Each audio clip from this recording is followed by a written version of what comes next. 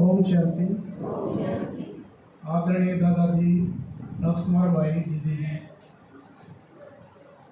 भट्टी में हम 14 तारीख को गए थे यहाँ से। रोज तक 10:30 ट्रेन थी।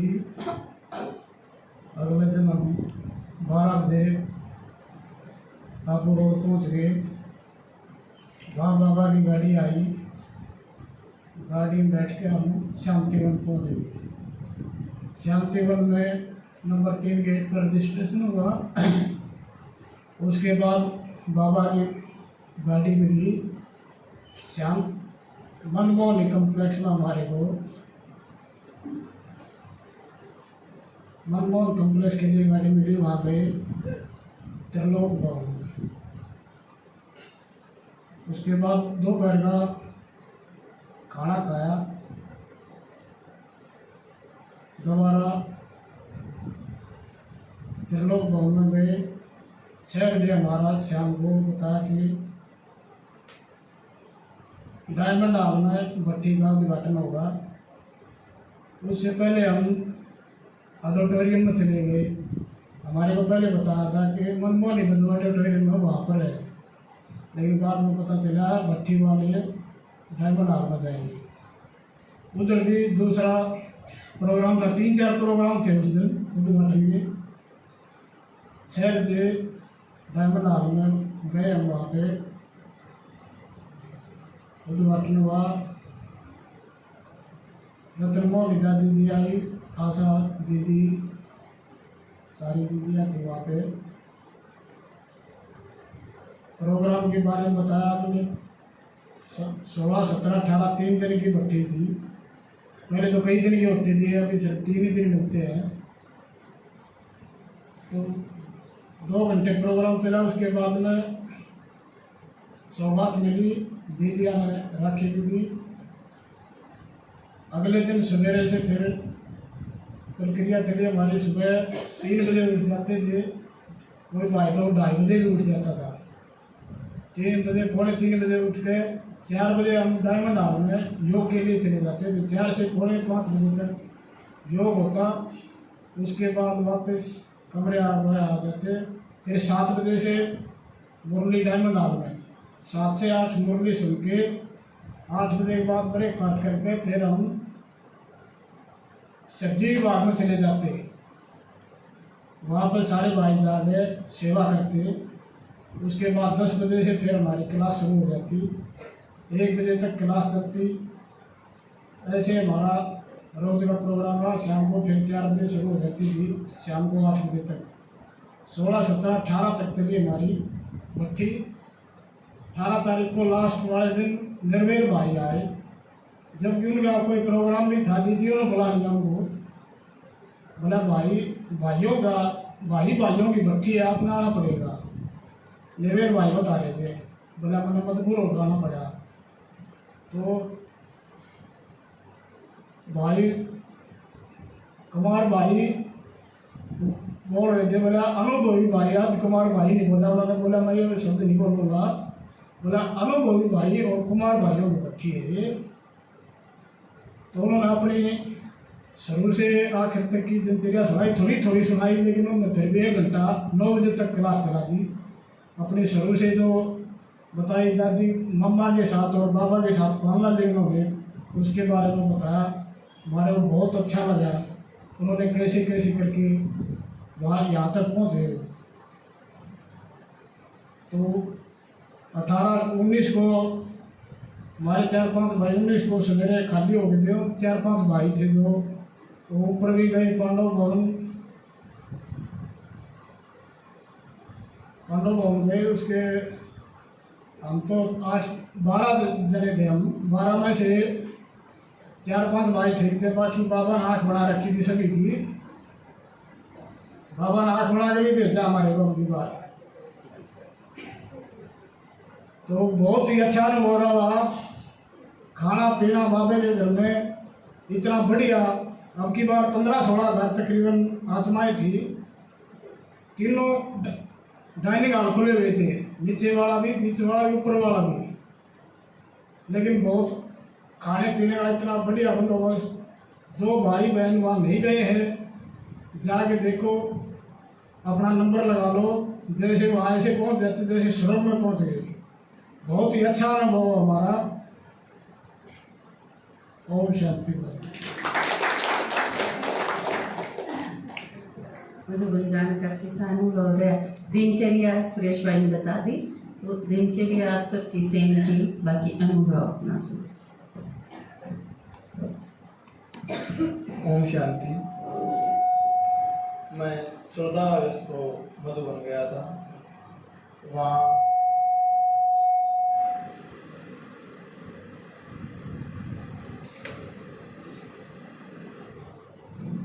हेलो 14 अगस्त को 10 बजे रात के यहाँ पर ट्रेन थी हमारी रोहतक से। बाबा के घर पर उतरते ही शरीर एकदम बिल्कुल लाइट हो चुका था। अनुभूति बाबा के घर में मधुबन में बहुत अच्छी हुई। हमने 14 तारीख में शाम में दिनचर्या अपने पता चली थी, अगले 3 दिन की दिनचर्या कैसे रहने वाली है। तो राजू भाई चंद्रिका दीदी की क्लास थी, विशेष टॉपिक पर क्लास रहती थी। कोई मतलब दीदी डिसाइड करते थे मतलब कि इस टॉपिक पर आज क्लास होगी, इस टॉपिक के बारे में बताया जा रहा था। उसके बाद 10 बजे 7 से 8 मुरली चलती थी रोज। 4 से 5 अमृत वेला चलता था और फिर 10 बजे तक फ्री रहते थे। तो 10 बजे तक मैं अपनी इच्छा अनुसार सेवा करके आता था। कभी सब्जी भाग में जाता था। सुबह मुरली के टाइम के बाद, अगर मुरली के टाइम से पहले भी जो रेस्ट टाइम होता था 5 से 7, उसमें भी मतलब रोटी विभाग में सेवा के लिए या फिर और कुछ काम होता था, वहाँ पर जाता था। वहाँ पर 3-4 भाई भी थे जो मेरे अच्छे दोस्त बन गए थे 2-3 दिन में ही। कोई कर्नाटक से था, कोई महाराष्ट्र से था। बहुत वहाँ का अनुभव बहुत अच्छा रहा मेरा। और हम 3 दिन का शिविर प्रोग्राम अटेंड करने के बाद ऊपर घूमने गए थे। शांति स्तंभ के में पांडव भवन में पहुंचने के बाद शांति स्तंभ के पास मैं जब गया तो वहाँ पर एकदम लाइट शरीर हो चुका था। वहाँ की अनुभूति बहुत अच्छी रही। 5 मिनट में मतलब ऐसा लगा था कि बहुत ही ज़्यादा लाइट शरीर हो चुका है और बाबा मेरे सामने हाथ फैलाए बैठा है और गुहार कर रहा है कि बच्चे मेरे पास आ जा।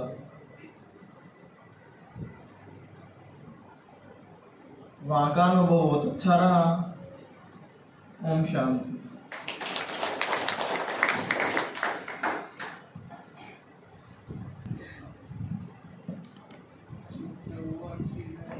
ओम शांति।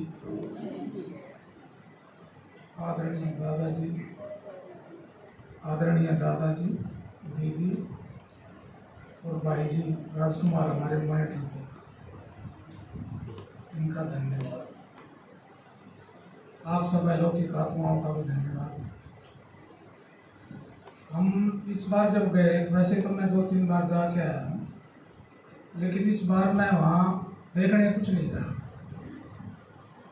गुरुजी ने एक दिन जब ये बीमार थे तो वहाँ एक संस्कृत में श्लोक सुनाया था। वो संस्कृत तो मुझे पूरी याद नहीं है, लेकिन उसके शब्द याद है मुझे कि हमें ऐसा हंस बनना है जो मोती निकाल देता है। अब समय बहुत कम है हमारे पास। वो लाइनें मुझे एकदम याद थी। मैं वहाँ गया तो वहाँ हमारी क्लास थी और साथ साथ वहाँ एक नया इस बार उनने प्रोग्राम बना रखा था, गीता का भगवान कौन। और बहुत सारे ये दाढ़ी वाले महाराज, राजे महाराजे दुनिया भर के वहाँ आए हुए थे। राजकुमार भाई ने हमें बताया कि वहाँ जाना है, लेकिन हमें वहाँ नहीं जाना था। गलती से हम वहाँ पहुँच गए। तो पहुँच गए तो वहाँ हमने काफ़ी बातें सुनी। वहाँ निर्भय भाई ने अपनी बात रखी और वो एकदम सीधे स्पाट बोल गए कि कृष्ण भगवान नहीं है, भगवान शिव बाबा है। और वो लोग अपनी फिर बात करते रहे, कोई गाय की, कोई भैंस की, कोई माता की, कोई किसी की, लेकिन वो कुछ भी किसी के पल्ले नहीं पड़ी। सब हमारे जैसी जो अलौकिक आत्माएं थी सब चुप बैठी थी। किसी ने ना कोई ताड़ी बजाई, ना कोई बोला कृष्ण जी के नाम पे कि वो भगवान है। उसके बाद हमारी क्लासेस थी, 3 दिन की क्लास थी। तो उसमें पहले दिन की जो हमारी क्लास थी उसमें था संपन्नता से संपूर्णता की ओर। दूसरे दिन की जो क्लास थी उसमें था पवित्रता से सुख शांति की अनुभूति। और तीसरे दिन जो क्लास थी वो थी कि आप सब जीवन में जो ये चीजें सीख रहे हो ये आपके कहाँ और कैसे काम आएंगी। वो सब आप जो गए हो मधुबन वो सब आपने सीखा है। लेकिन इस बार मैं जब अकेला घूम रहा था तो मैंने वहाँ एक चीज़ देखी, वो मुझे संजय भाई ने सिखाई थी। आप अगर माताएं कोई गई हो तो वहाँ एक बार संजय भाई ने क्लास ली थी और वो बहन जी आई हुई थी जो उनके साथ कहीं रही थी, वो मिलवाई थी। तो वहाँ पे लिखा हुआ था कि परदर्शन और परचिंतन सर्व दुखों की मूल है। अपने मन से परदर्शन और परचिंतन निकाल दो। भाई मैं तो बहुत सुखी हूँ, आपका मुझे पता नहीं। तो मैंने ये चीज़ सीखी वहाँ जाके और वो अपने जीवन में लागू करो। मैंने बाबा को इस बार एक पत्र भी लिखा है। मैंने अब तक कोई पत्र वत्र नहीं लिखा था, ना मुझे पता था। राजकुमार भाई ने बोला कि भाई पत्र लिखना है। मैं बोला भाई पत्र पुत्र में क्या लिखना होता है? बोले कुछ भी लिख दो। अब बाबा को क्या पत्र लिखें भाई, भगवान को कैसे पत्र लिखें, समझ में नहीं आया। कॉपी लेके गया था घर से, सुलोचना ने दी थी, बोला ये कॉपी ले जाओ, इसमें कुछ लिखना पड़ेगा। मैंने वो कॉपी रख दी क्योंकि मेरे को मैक्सिमम याद रहता है। गुरुजी ने जैसे बताई टीचर, मैं भी टीचर हूँ, मैंने भी वही 10 झेला है जो इन्होंने झेला है। मेरे 90-95 नंबर होते हुए मेरे को नहीं मिला है वो स्थान, और जिनके 40, 45, 42 नंबर थे उनको स्थान मिल गया। लेकिन खैर कोई बात नहीं, ये लौकिक बातें हैं जिनका कोई मूल नहीं है। ये एकता है, इसके साथ भी ऐसे ही हो रहा है। इसके 98-99 नंबर आते हैं लेकिन नहीं लगा, कोई बात नहीं। अब इसका रास्ता ही बदल दिया है। अब ये मालिक बैठे हैं इनके, जो करेंगे होगा। तो मैंने तो यही सीखा, आप भी सीखो। उसके बाद वहाँ जो लास्ट डे था हमारा, वहाँ ये संत महात्मा दोबारा से इकट्ठा कर रखे थे। तो एक कोई पटौदी का महाराज है, वो टीवी वगैरह पे भी आता है, नाम तो मुझे भाई जी क्या था उसका पता नहीं, कुछ नाम था उसका, बड़ा भयंकर नाम था उसका, क्या नाम था।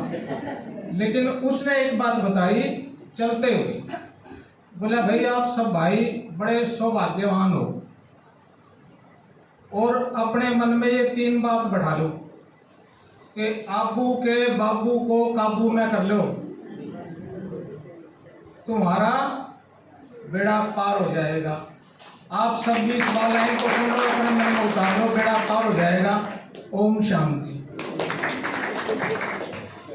मिला कुछ ना चाहिए भगवान मिला, आबू पे मिल गया सच्चा बाबू, बरसा कर लिया पूरा है काबू। आबू पे मिल गया सच्चा बाबू, बरसा कर लिया पूरा है काबू। क्यों भटकूं मथुरा काशी, जब मान मिला कुछ ना चाहिए भगवान मिला, कुछ ना चाहिए भगवान मिला। नई दृष्टि मिली, नई सृष्टि मिली, रचता रचना का ज्ञान मिला, कुछ ना चाहिए भगवान मिला, कुछ ना चाहिए भगवान मिला। राजकुमार भाई भी गए थे भट्टी में, तो वो भी अपना अनुभव सुना।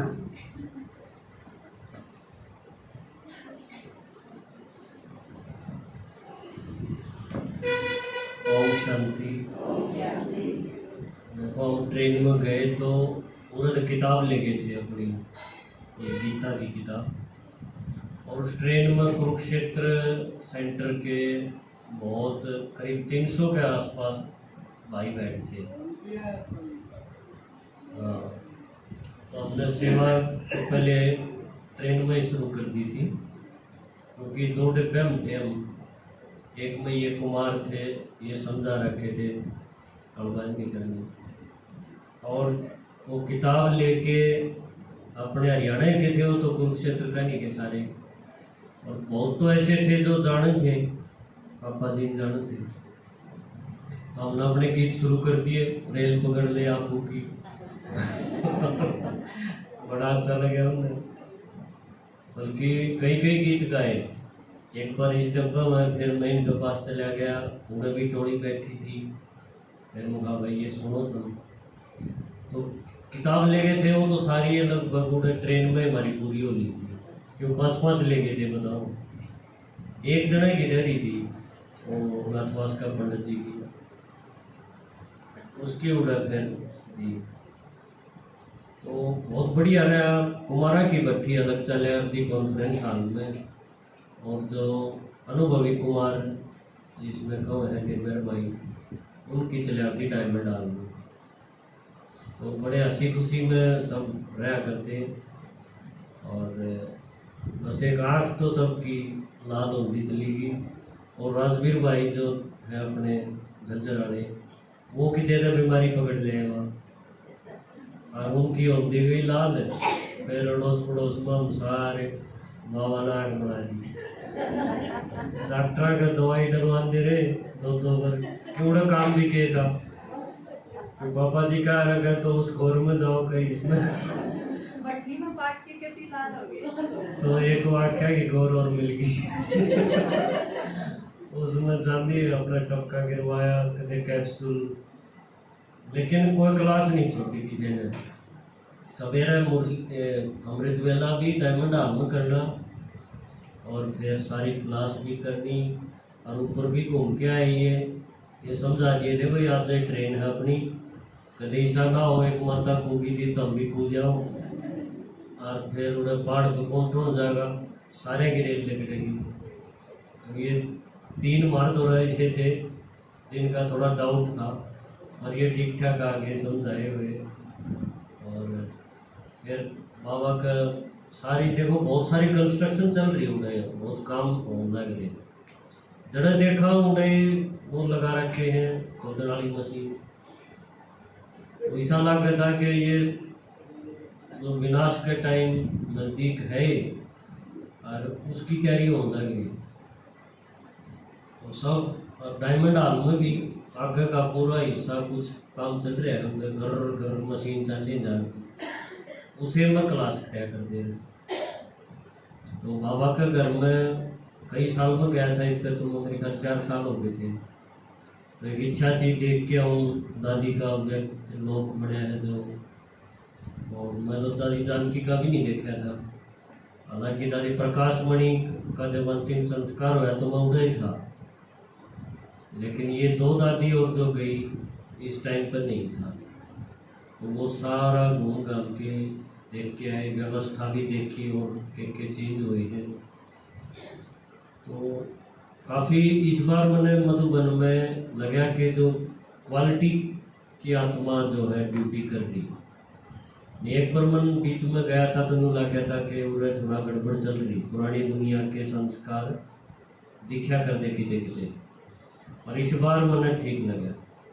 बहुत अच्छी डीलिंग थी, कोई टाइम वेस्ट वाली बात नहीं थी किसी भी, और काफ़ी संख्या में आ रही थी माताएं नहीं थे, भाई थे और कुमार थे। तो गीता जयंती उत्सव भी चल रहा था, और साथ साथ ये भट्टी भी चल रही थी। फिर अपने कुछ पुराने साथी भी मिल गए उन्हें, जब पहले नौकरी कर रहे थे 40-42 साल पुराने भाई, उनका भी मुलाकात हुई फोटो कॉपी से।